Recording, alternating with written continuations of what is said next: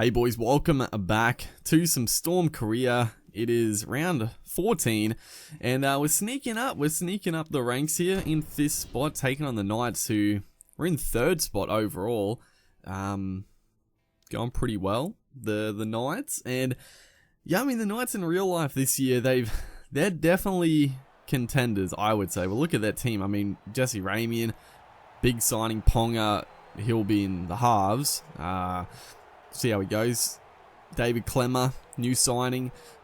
Back row's pretty solid, honestly. Tim Glasby. I'm not a huge fan, but you know, he does provide some impact and just some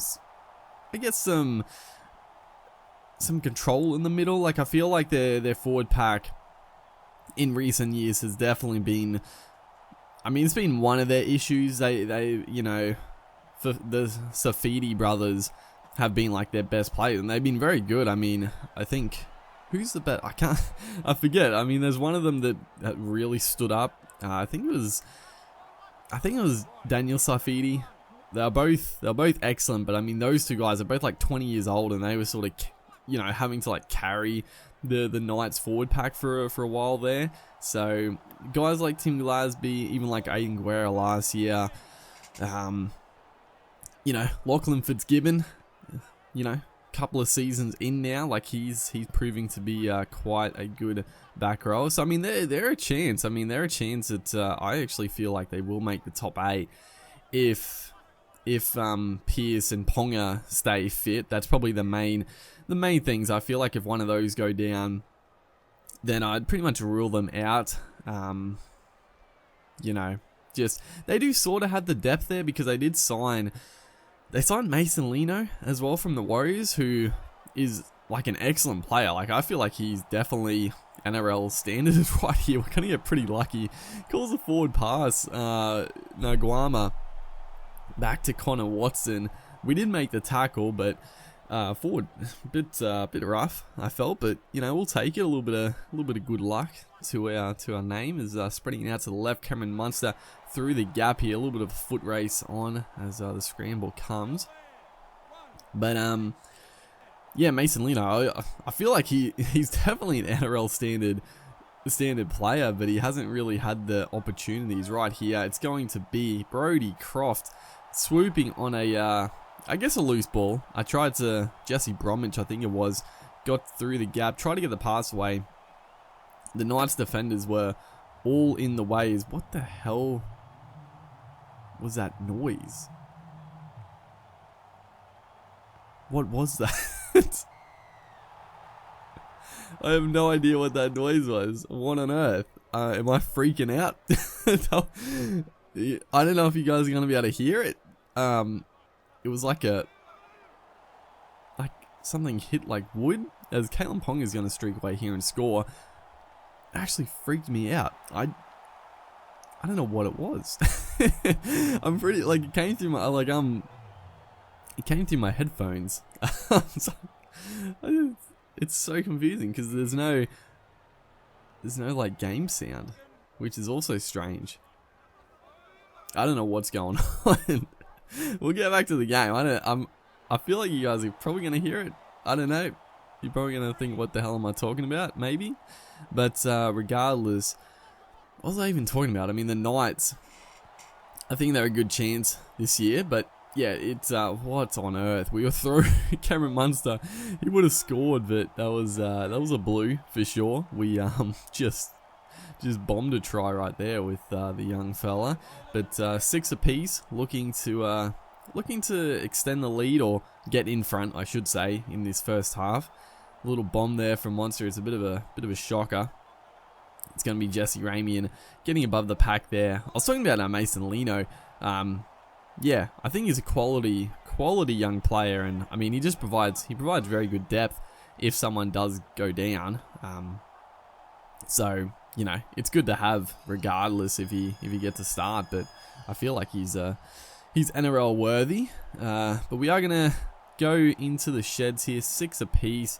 Pretty even game, pretty even stats as well. So, you know, can't be too disappointed. I feel like we missed a trick a little bit, as right here the Knights try to go a little bit of attacking early on. Edric Lee, I guess he's a signing as well. I actually didn't pick him up at the start, but I mean, honestly, Edric Lee's not half bad. He just he just has some absolute shocker areas in his game. As right here, we're gonna get a little fortunate as well. I try very similar to the Edric Lee, but Adokar was able to flick it back, and the Knights player had to take it over the sideline. Unfortunately, or thankfully, who was it? Slater got it onto Smith. No one was off the scrum. I don't know what happened with the formation there, but yeah, not good at all. But yeah, Edric Lee is pretty solid. He's not a bad player, but yeah, he just has some very crucial areas in his game, and he just, every time you watch him play, he can do some freakish things, but then every time you watch him, and if he was on my team, I would actually be just furious watching him play sometimes.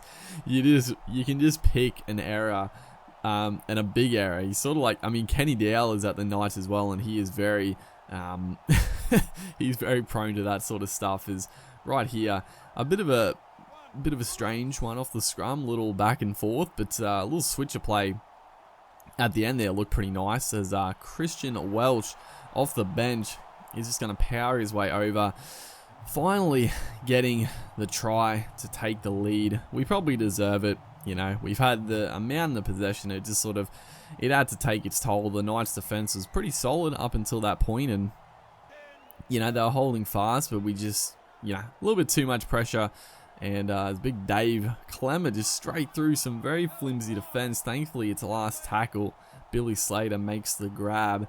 They're going to spread it out here on last play, and it's going to be Connor Watson almost getting to the line, but thankfully we roll him over and hold him up over the line.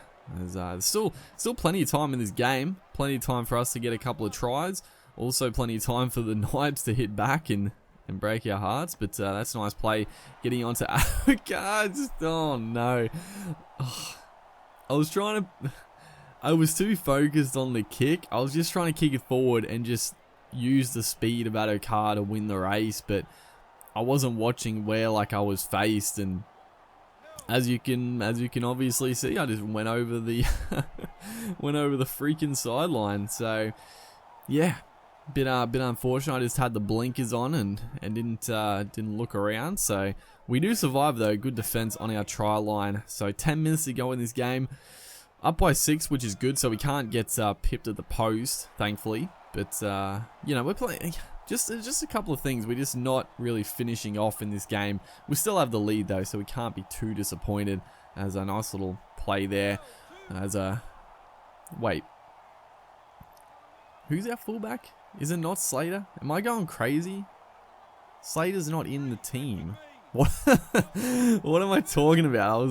I was calling Slater. What is happening in this video? I was calling Slater earlier in the video. He's not even in the team this year, you freaking idiot.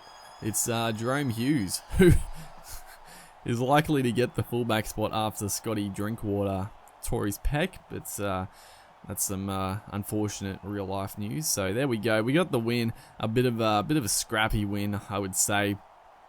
Hopefully, you guys are enjoying the series. A bit of this episode was a bit of a wild one, but I'll see you guys in the next one.